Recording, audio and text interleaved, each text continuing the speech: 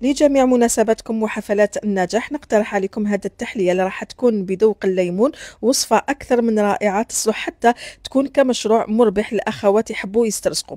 أول حاجة نحضروا كريمة الليمون. هنايا في كاسرونة عندي 80 مليلتر عصير الليمون اللي نكونوا عصرناه وصفيناه، نزيدوا عليهم نص كاس سكر أو ما يعادل 90 غرام، ونزيدوا عليهم زوج صفر بيض وحبة بيض كاملة مبشور الليمون.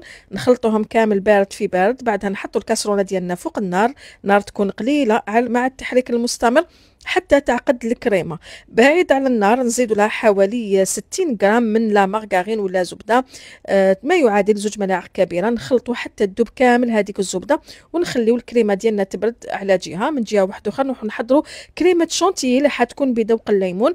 عندي هنايا كاس الا ربع غبره شونتيي، نص كاس حليب بارد مليح مليح، نخلطوهم بالباطوق حتى تبدا تطلع الكريمه ديالنا. هنايا باش نعطروها ولا نعطوا لها ذوق الليمون نزيدوا علبه من ممزوج بذوق الليمون، وباش نكسروا الحلاوه تاع غبره شونتيي نزيدوا علبه من الجبن الكريمي، ونخلطوا كامل مع بعض حتى نتحصلوا على هاد الكريمه. ودوكا نروحوا للمونتاج تاع لي فيغين ديالنا. راني رايحه نستعمل هاد الكوكيز من عند كوكيز نور اللي اعطاني ذوق وشكل بزاف هايل في هاد التحليه هادي. يعني اللي ياكل التحليه ما يبانش كامل باللي كوكيز، يبانك شغل راكو تاكلو في جينواز.